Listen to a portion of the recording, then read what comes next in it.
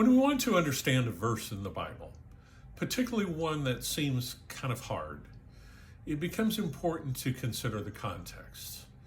What comes before it, what comes after that.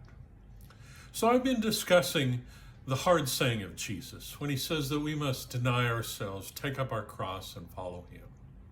In the last video, I discussed what came before that.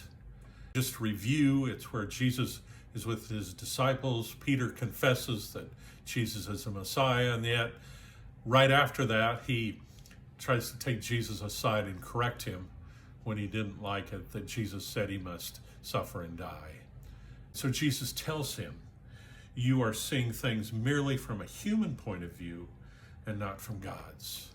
So that indicates as we get to the verse in discussing that we can misunderstand if we are just looking from a human point of view, not from God's. So we must consider God's point. So let me read this from Mark chapter 8, beginning in verse 34. It says, then calling the crowd to join his disciples, Jesus said, if any of you wants to be my follower, you must give up your own way, deny yourself, take up your cross and follow me. If you try to hang on to your life, you will lose it. But if you give up your life for my sake and the sake of the good news, you will save it.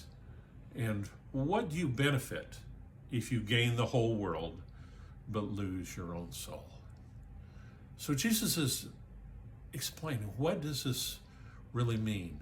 He says that if we're not willing to deny ourselves and take up our cross, it's the same thing as trying to hang on to our own life. Or else, as he describes it later, trying to gain the whole world. We see that the Bible teaches, such as Solomon in the book of Ecclesiastes, that following the ways of the world is meaningless. So Jesus says if we do that, we're going to lose our life. We're going to have problems in this world because we're not doing it God's way, but we're also going to have problem for eternity by being separated from God.